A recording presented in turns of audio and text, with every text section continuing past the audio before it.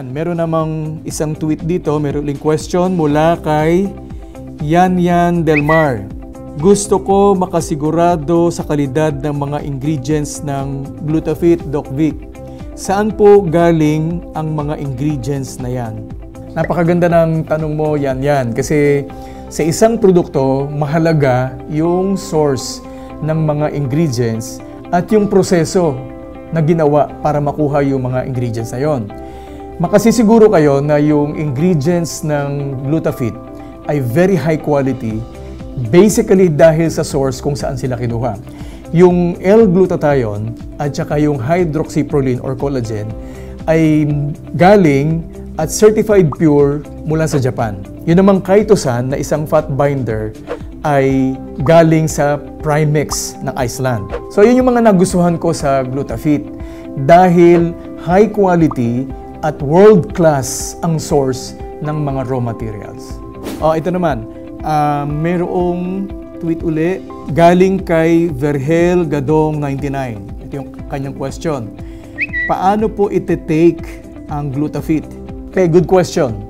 Dahil ang Glutafit ay mayroong chitosan, so dapat iniinom po ito 10 to 15 minutes immediately before meals. Dapat ganon. Kasi po mas maganda yung bioavailability niya kapag empty pa yung stomach ninyo. Pero kung gusto niyo pong makuha agad yung desired effects, kailangan ibase niyo po yung dosage sa formula na ito. So ganito po yung formula ng pag-take ng Glutafit. Dapat 20 to 40 milligrams per kilogram body weight.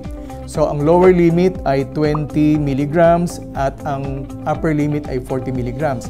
So kung halimbawa kayo ay 50 kilograms, i-multiply nyo sa 20, so magiging 1,000.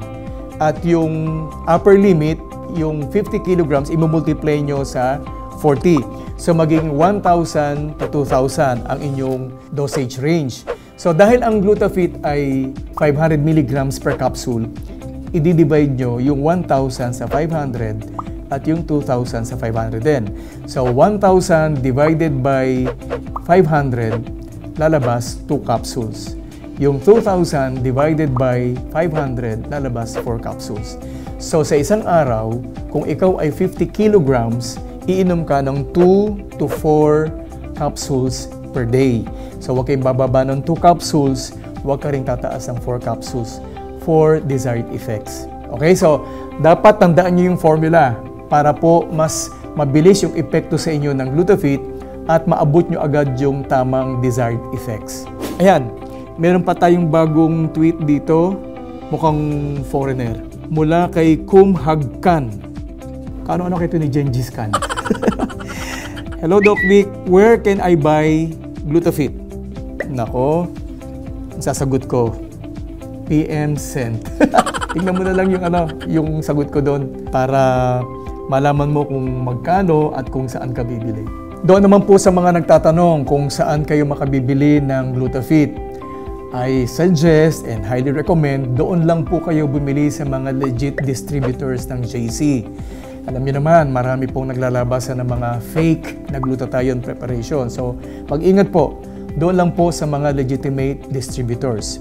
At doon naman po sa mga distributors na you can avail of your buy one take one privilege anytime. Huwag yung kalibutan. So buy one take one po yan.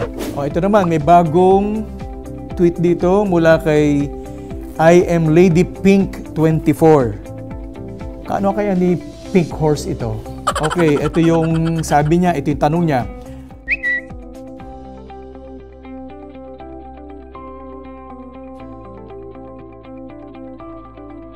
Number 1, ang Glutafit ay mayroong chitosan at mayroong hydroxyproline na nakakabind ng fat at nagpapaganda ng ating balat. Pangalawa, yung mga raw materials ng Glutafit, high quality, galing sa Japan at galing sa Iceland. Pangatlo, may buy one take one privilege. Yung mga distributors sa bibili, they can avail of the buy one take one anytime. At kapag ginagawa nyo itong negosyo sa JC, dahil sa Glutafit, pwede kayong magkakotse, pwede kayong makatravel, pwede kayong magkaroon ng bahay at lupa. Ang maganda, libre. So yan yung mga pagkakaiba sa Glutafit at saka po sa mga ibang glutathione preparations. Walang ibang plus factor sa iba, sa atin marami. Okay? Ito, meron namang galing kay Marju. Marju? Ang parang sabihin niya, Marju Octavio. Ang tanong niya, Doc, wala po bang overdose ang Glutafit? So, magandang tanong yan. Marju, whatever, safe na safe po ang Glutafit natin. No overdose, no underdose. Basta, sundin nyo lang po yung inirecommend kong dosage range, 20 to 40 milligrams per kilogram body weight, wala po magiging problema. Okay? Lastly, very important, dapat po ninyong matandaan ito at dapat po ninyong malaman ito. Bagamat ang Glutafit, nagbibigay po sa inyo ng glutathione, meron din pong mga bagay na iniinom, kinakain o ginagamit kayo sa inyong katawan na nagde-deplete ng glutathione levels. Dapat iwasan po ninyo itong mga bagay na ito or minimize kung hindi nyo totally na maalis sa inyong katawan. Number 1, smoking. Dapat po tigilan, bawasan ang paninigarilyo. Number 2, alcohol, yung labis sa pag-inom ng mga alak. Number 3, caffeine. Bagamat ang caffeine ay healthy sa katawan, pero kapag lumabis din po naman ang pag-inom ninyo ng caffeine-containing foods at saka mga beverages, masama din po yun sa glutathione.